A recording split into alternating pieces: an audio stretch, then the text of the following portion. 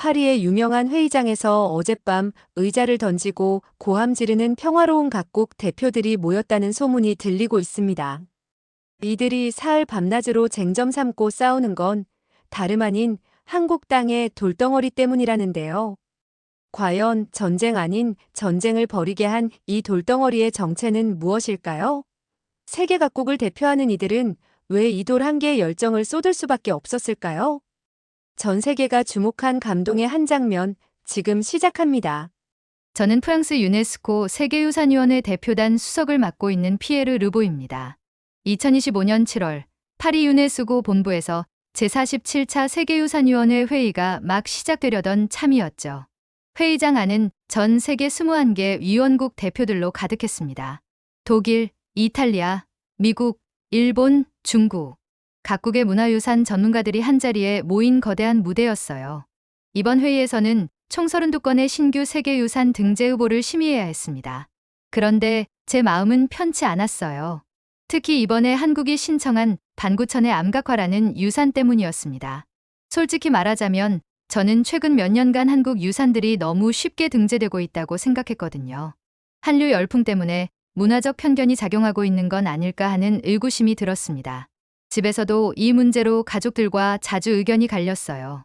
제 아내 클로에는 한국 드라마에 완전히 빠져 있었고 24살 딸 클레어는 K-팝 팬이면서 한국 역사까지 공부하고 있었거든요. 심지어 이번 회의에 실무조사관으로 저와 함께 참석하게 된 상황이었습니다. 아빠, 이번 한국 암각화 정말 대단해요. 6,000년 전 고래 사냥 장면이 새겨진 거라고요.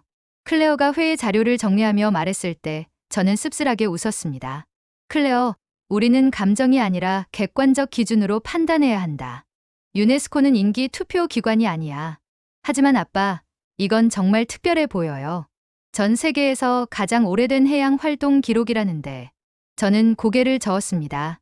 딸마저 한국 문화에 매료되어 객관성을 잃고 있는 것 같았어요. 회의장을 둘러보니 긴장된 기류가 감돌고 있었습니다. 특히 중국과 일본 대표단 사이에서는 묘한 신경전이 느껴졌어요. 한국의 유산을 두고 정치적 해석이 개입될 수 있다는 걸 모두가 알고 있었거든요. 미국 대표 리사 펠프스가 제게 다가왔습니다. 피에르, 이번 한국건에 대해 어떻게 생각하나요? 아직 발표를 들어봐야겠지만 솔직히 회의적입니다. 요즘 한국 유산들이 너무 정치적으로 해석되는 경향이 있어요. 리사는 고개를 끄덕였지만 뭔가 다른 생각을 하는 듯했습니다. 독일 대표 요하네스 슈타인이 우리 대화에 끼어들었어요. 하지만 고고학적 가치는 출처와 상관없이 평가되어야 하지 않을까요? 선입견은 위험합니다.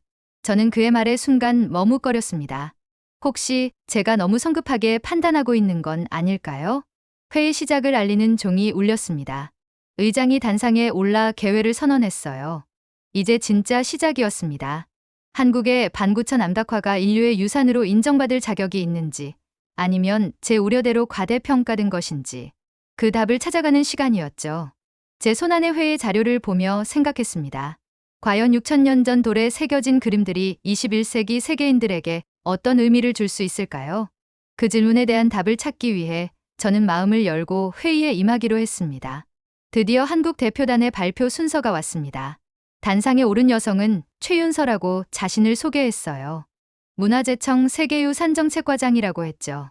그녀의 첫인상은 냉철하면서도 품위가 있었습니다. 존경하는 위원회 여러분, 저는 오늘 인류 최초의 바다 이야기를 들려드리고자 합니다. 최윤서의 목소리는 차분했지만 확신에 차 있었어요.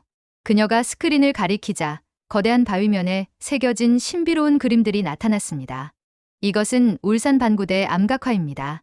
약 6,000년 전 우리 조상들이 바위에 새긴 고래와 고래 사냥의 모습이죠.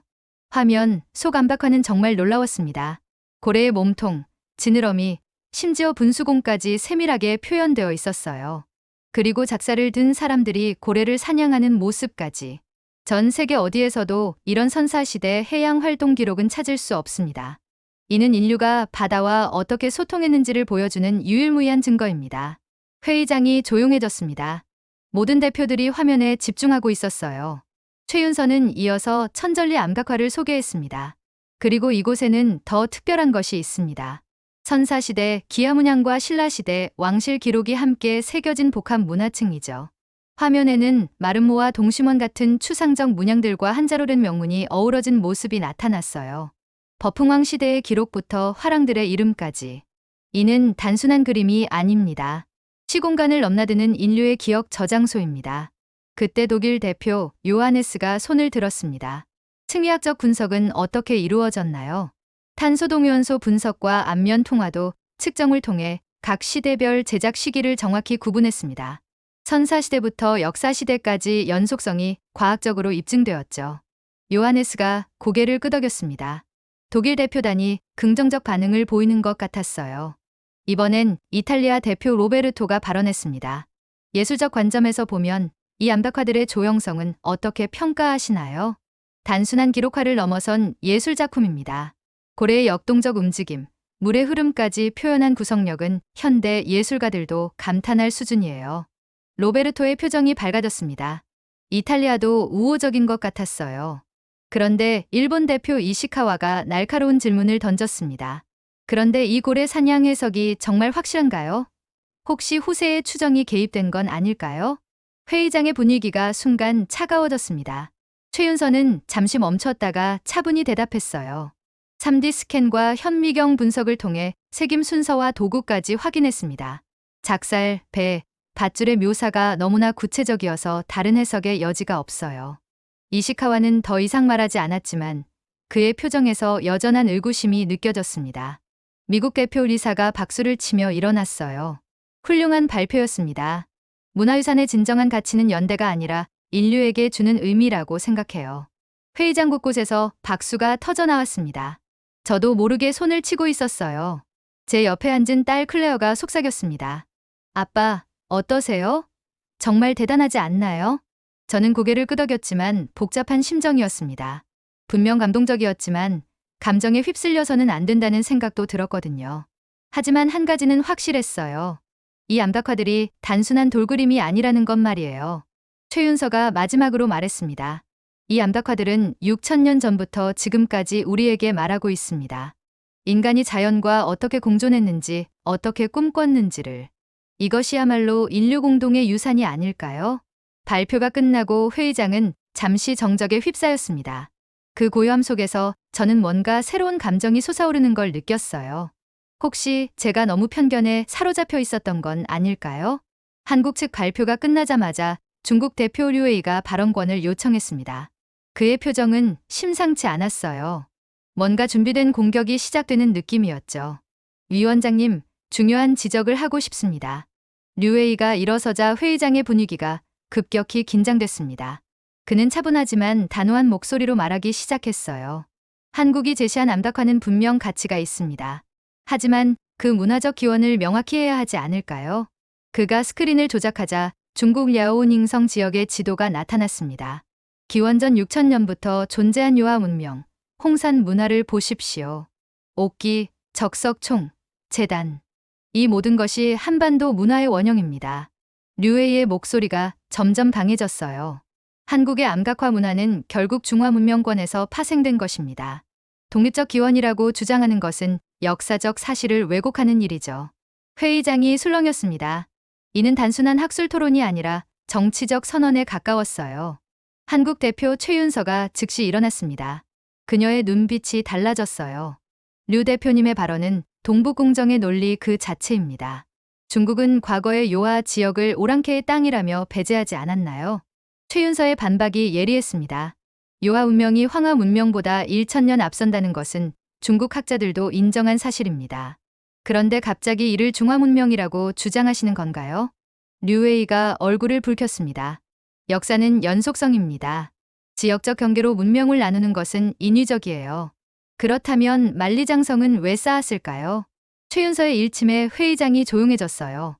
그녀는 계속해서 말했습니다. 중국은 2002년부터 동북공정이라는 프로젝트로 고조선, 고구려, 발해를 자국사로 편입하려 했습니다. 이제 선사시대 암각화까지 중국 것이라고 주장하시는군요. 미국 대표 리사가 개입했습니다. 잠깐만요. 우리가 여기서 영토 논쟁을 하는 건가요? 리사의 목소리는 단호했어요. 문화유산의 가치는 누가 먼저 만들었느냐가 아니라 그것이 인류에게 주는 의미입니다. 기원을 독점하려는 시도 자체가 유네스코 정신에 위배되는 거 아닌가요? 독일 대표 요하네스가 동조했습니다. 리사 대표 말이 맞습니다. 라스코 동굴벽화를 두고 프랑스와 스페인이 싸우지 않죠. 문화는 공유되는 인류의 자산입니다. 그때 일본 대표 이시카와가 조심스럽게 발언했어요. 하지만 학술적 엄밀성은 필요하지 않을까요?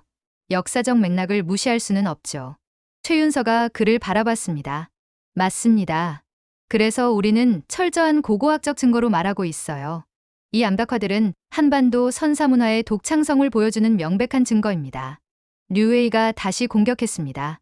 하지만 옥기 문화, 적석총 양식, 이런 요소들이 요하 문명과 얼마나 유사한지 부인할 수 있나요? 유사성이 종속성을 의미하지는 않습니다. 최윤서의 반박이 날카로웠어요.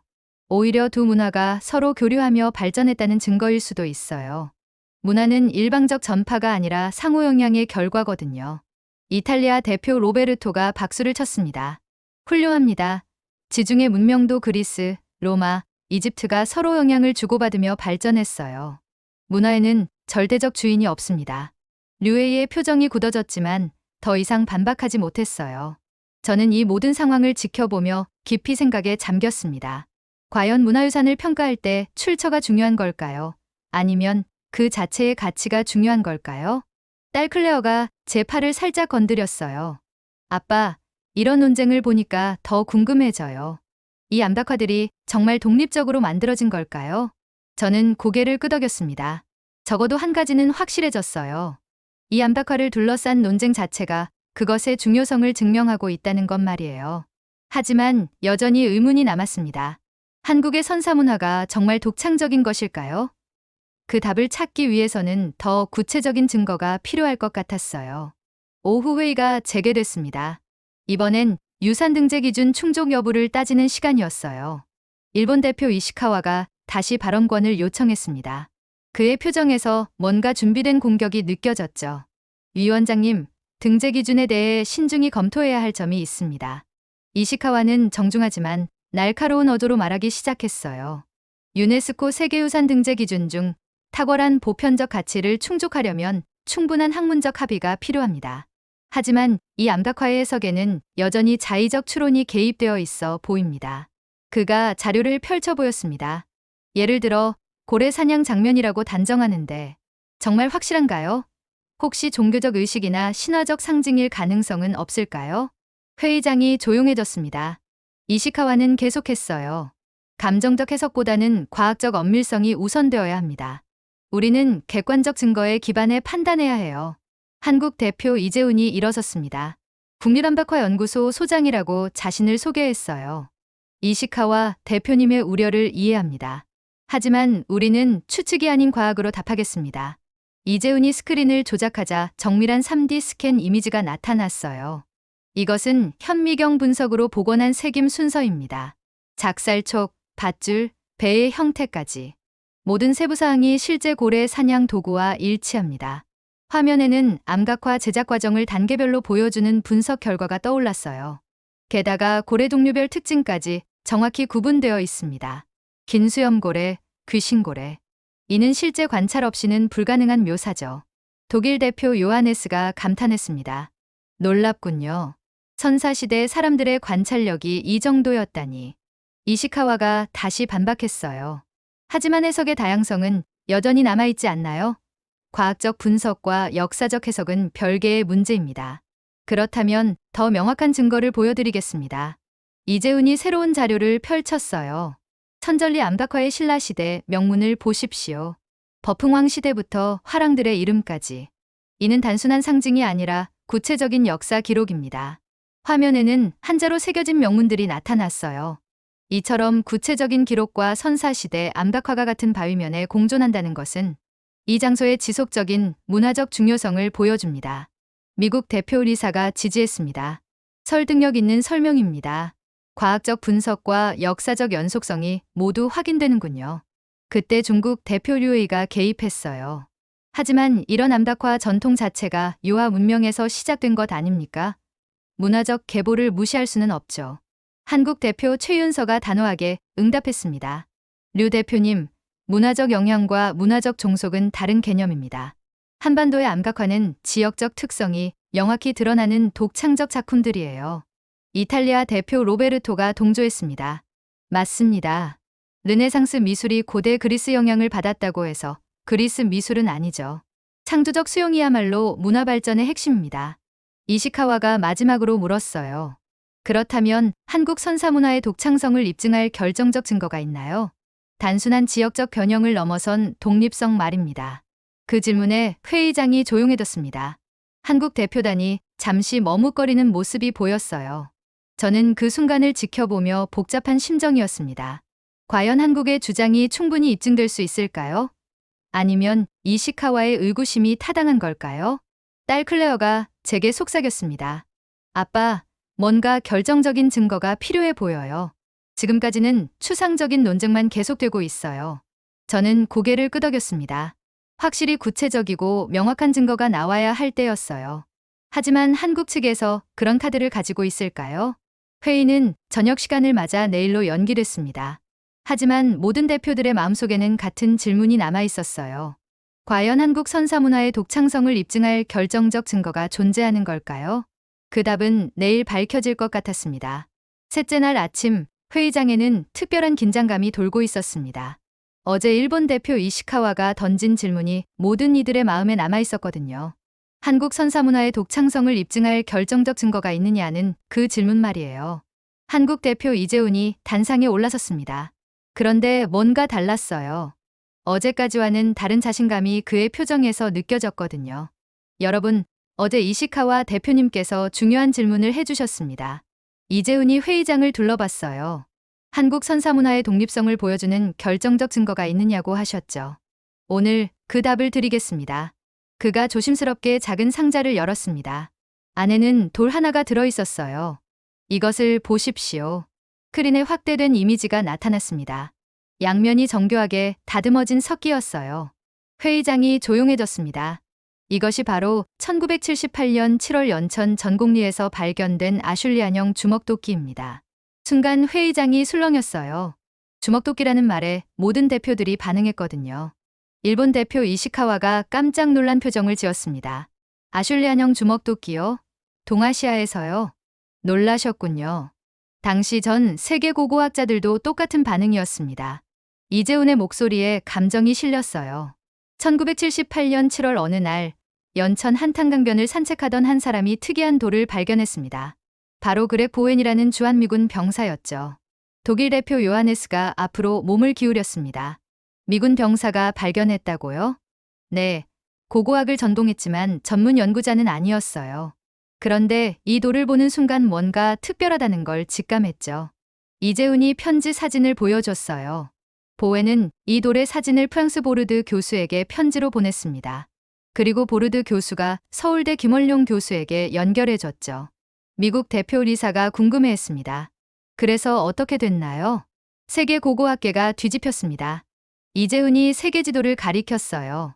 그때까지 할람 모비우스가 주장한 구석기 문화 이원론이 정설이었거든요. 서쪽은 주먹도끼 문화, 동쪽은 찌개 문화라고 단정했죠. 중국 대표 류웨이가 불편한 표정을 지었습니다. 그 이론이 틀렸다는 건가요? 완전히 틀렸습니다. 이 작은 돌 하나가 수십 년간의 편견을 박살낸 겁니다. 이재훈의 목소리가 강해졌어요. 그 후 중국에서도 일본에서도 주먹도끼가 잇따라 발견됐습니다. 편견의 벽이 무너지자 진실이 보이기 시작한 거죠. 이시카와가 말문이 막혔습니다. 자신이 어제 제기한 의구심이 정확히 이런 편견이었다는 걸 깨달은 것 같았어요. 이것이 바로 답입니다. 이재훈이 주먹도끼를 다시 들어올렸어요. 한국 선사문화는 다른 문화의 모방이 아니라 독창적인 발전을 이룬 독립적 문화였습니다. 이 주먹도끼가 그 증거예요. 독일 대표 요하네스가 감탄했습니다. 놀랍군요. 하나의 유물이 학설을 바꾸다니. 바로 그겁니다. 편견은 진실을 가리지만 증거는 편견을 무너뜨리죠. 이재훈이 반구천 암각화 사진을 다시 보여줬어요. 6,000년 전 우리 조상들이 남긴 이 암각화들도 마찬가지입니다. 독립적이고 창의적인 문화의 결과물이에요. 이탈리아 대표 로베르토가 박수를 치기 시작했습니다. 브라보, 이것이야말로 진정한 과학적 태도군요. 곧 회의장 전체가 박수로 가득 찼어요. 저도 모르게 손을 치고 있었습니다. 그때 한국 대표 최윤서가 일어섰어요. 여러분, 이 이야기에는 더 깊은 의미가 있습니다. 그녀의 목소리가 감동적이었어요. 1978년 그 미군 병사는 단순히 돌을 발견한 게 아니라 편견 없는 시각으로 세상을 본 겁니다. 그 열린 마음이 세계를 바꾼 거죠. 저는 그 순간 가슴이 뭉클해지는 걸 느꼈습니다. 과연 저는 지금까지 편견 없는 시각으로 이 유산을 바라봤을까요? 딸 클레어가 제 손을 살짝 잡았습니다. 아빠, 이제 보이세요? 진짜 중요한 건 누가 먼저 만들었느냐가 아니라 그것이 우리에게 어떤 진실을 보여주느냐는 거예요. 저는 고개를 끄덕였습니다. 그 순간 마음속 어딘가에서 단단했던 무언가가 녹아내리는 걸 느꼈어요. 문화유산의 진정한 가치는 바로 이것입니다. 이재훈이 마지막으로 말했습니다. 편견을 깨고 진실을 발견하게 하는 것. 그것이 인류 유산의 의미입니다. 회의장이 다시 한번 박수로 가득 찼습니다. 그리고 그 박수 소리 속에서 저는 깨달았어요. 47년 전 한 병사의 발견이 세계를 바꿨듯이 오늘 이 회의장에서도 뭔가 새로운 변화가 시작되고 있다는 걸 말이에요. 그 변화의 중심에 바로 제가 있었습니다. 이제 내일 최종 피결에서 어떤 선택을 해야 할지 분명해졌어요. 주먹도끼 이야기가 끝나고 회의장의 분위기가 완전히 바뀌었습니다. 어제까지만 해도 회의적이던 시선들이 하나둘 호의적으로 변하고 있었어요. 미국 대표 리사가 제일 먼저 일어났습니다. 이제 확실해졌습니다. 문화유산의 진정한 가치는 출처가 아니라 그것이 인류에게 주는 메시지에 있어요. 그녀의 목소리는 단호했습니다. 1978년 주먹도끼 발견이 편견을 깨뜨린 것처럼 6000년 전 암각화도 우리의 고정관념을 뒤흔들고 있습니다. 이런 유산이야말로 세계유산 목록에 올라야 해요. 독일 대표 요하네스가 적극 홍조했습니다. 리사 대표 말씀에 전적으로 동의합니다. 과학적 측미 분석, 보존 상태, 그리고 무엇보다 인류사적 의미까지 모든 기준을 충족하고 있어요. 이탈리아 대표 로베르토도 열정적으로 지지했어요. 예술사적 관점에서도 마찬가지입니다. 알타미라, 라스코와 어깨를 나란히 할 수 있는 걸작이에요. 6000년 전 예술가들의 관찰력과 표현력이 이 정도였다니 정말 놀랍습니다. 회의장 곳곳에서 고개를 끄덕이는 모습들이 보였어요. 분위기가 완전히 한국 쪽으로 기울고 있었습니다. 그런데 일본 대표 이시카와가 여전히 주저하고 있었어요. 물론 중요한 발견이지만 그래도 신중해야 하지 않을까요? 등재 결정은 되돌릴 수 없는 일이니까요. 그의 말에 회의장이 잠시 조용해졌습니다. 중국 대표 류웨이가 마지막 시도를 했어요. 이시카와 대표 말씀도 일리가 있습니다. 문화적 맥락을 더 종합적으로 고려해야. 그때 독일 대표 요하네스가 단호하게 끊었습니다. 류 대표님, 문화적 맥락이라는 게 바로 이런 겁니다. 그가 스크린을 가리켰어요. 6000년 전부터 현재까지 같은 장소에서 같은 바다를 바라보며 살아온 사람들의 이야기 말입니다. 이보다 더 확실한 문화적 연속성이 어디 있겠어요? 미국 대표 리사가 더욱 강력하게 지지했습니다. 맞습니다. 우리는 정치적 경계선이 아니라 인류 공통의 가치로 판단해야 해요. 이 암각화들이 보여주는 것은 국가를 넘어선 인간의 보편적 경험입니다. 그녀의 목소리가 감동적이었어요. 바다와 싸우고 바다와 함께 살아가는 인간의 모습. 이것이야말로 전 세계 모든 해안 지역 사람들이 공감할 수 있는 이야기 아닌가요? 이탈리아 대표 로베르토가 박수를 치며 일어났습니다. 브라보, 예술에는 국경이 없고 인간의 창조성에도 국경이 없습니다. 회의장 곳곳에서 박수가 터져 나왔어요. 점점 더 많은 대표들이 한국을 지지하는 분위기였습니다. 저는 이 모든 상황을 지켜보며 마음이 복잡했어요. 솔직히 며칠 전까지만 해도 회의적이었거든요. 하지만 지금은 다른 생각이 들고 있었습니다. 딸 클레어가 제게 작은 쪽지를 건넸어요. 아빠, 회의 요약 보고서 정리했어요. 읽어보세요. 저는 그 보고서를 펼쳐봤습니다. 클레어가 지난 3일간의 회의 내용을 깔끔하게 정리해놨더군요.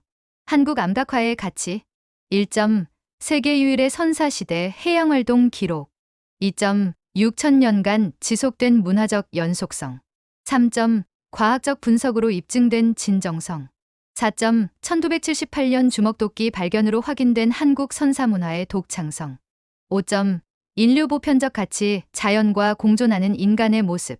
그 아래 클레어가 작은 글씨로 적어놨더군요.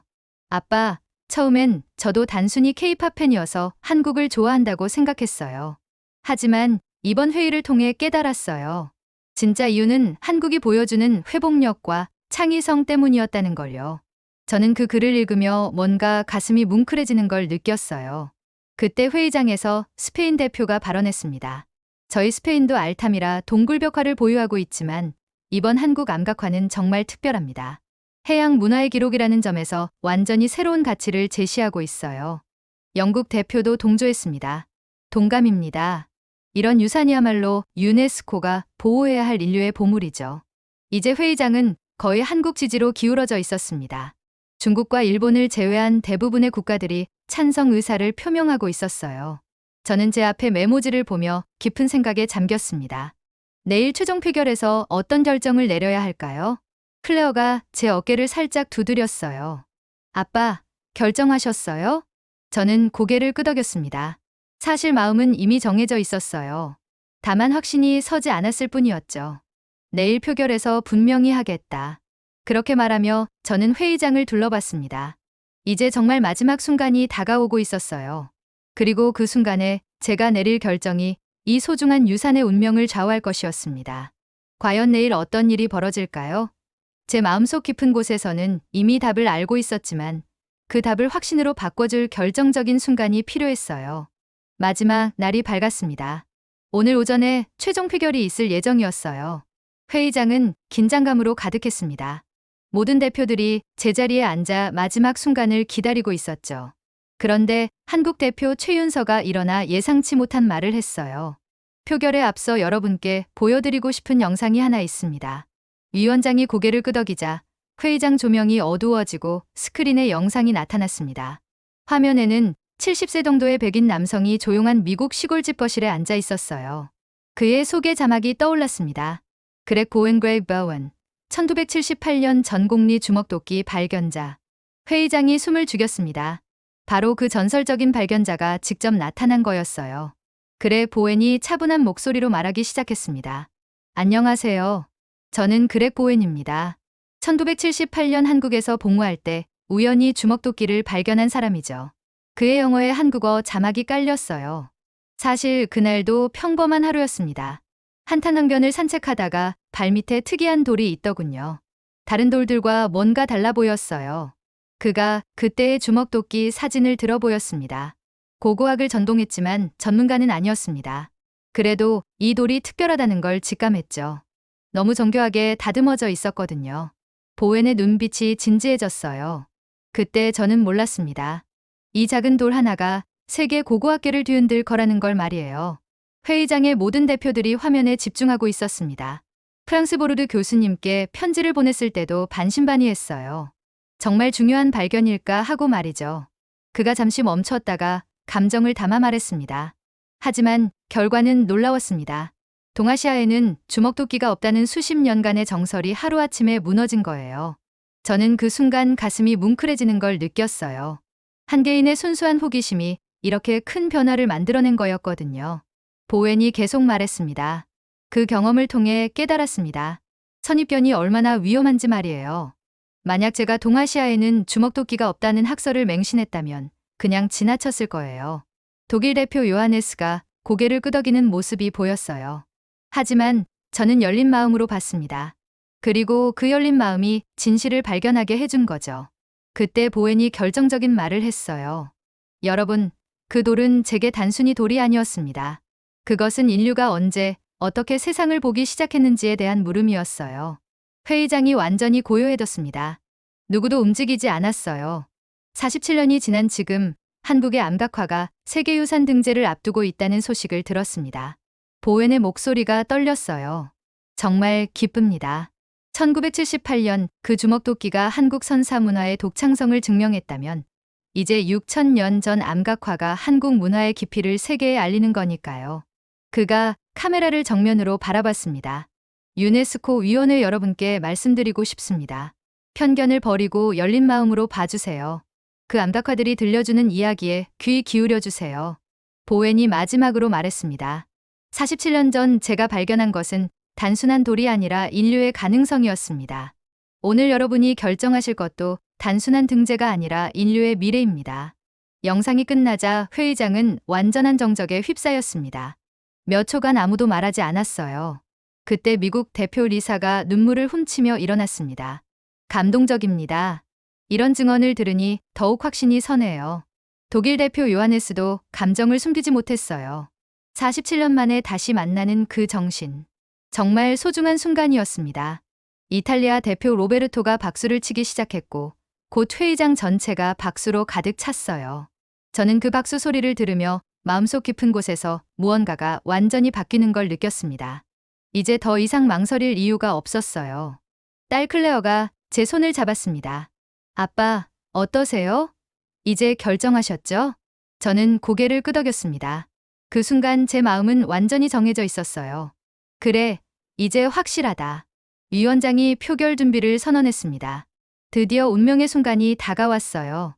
그리고 저는 이미 어떤 선택을 할지 분명히 알고 있었습니다. 47년 전 한 병사의 용기가 세계를 바꿨듯이 오늘 제 결정도 무언가를 바꿀 수 있을 거라는 확신이 들었어요. 이제 표결을 시작하겠습니다. 위원장의 선언과 함께 회의장의 긴장감이 최고조에 달했습니다. 21개 위원국 대표들이 하나씩 자신의 결정을 발표하는 순간이었어요. 알파벳 순서로 진행하겠습니다. 먼저 오스트레일리아부터. 찬성. 브라질. 찬성. 중국.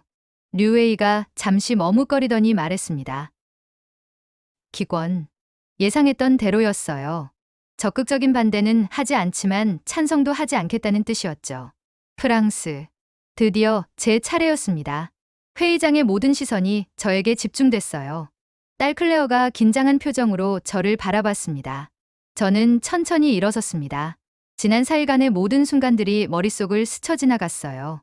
처음에 회의적인 시각, 한국 대표들의 열정적인 발표, 치열한 논쟁들, 그리고 그렉 보웬의 감동적인 증언까지. 프랑스는 잠시 멈췄습니다. 그리고 확신에 찬 목소리로 말했어요. 찬성합니다. 회의장에서 안도의 한숨이 들려왔습니다. 딸 클레어가 제 손을 꽉 잡았어요. 독일. 당연히 찬성입니다. 요하네스의 목소리는 단호했어요. 이탈리아. 찬성. 예술의 나라로서 이런 걸작을 지지하지 않을 수 없습니다. 로베르토가 열정적으로 답했습니다. 일본. 이시카와가 오랫동안 침묵했습니다. 모든 시선이 그에게 집중됐어요. 찬성. 그의 대답에 회의장이 술렁였습니다. 예상과 달랐거든요. 대한민국. 당연히 찬성입니다. 최윤서가 미소를 지으며 답했어요. 미국. 강력히 찬성합니다. 리사의 목소리는 확신에 차 있었어요. 표결이 계속되었습니다. 영국, 스페인, 네덜란드. 대부분의 국가들이 찬성표를 던졌어요. 표결 결과를 발표합니다.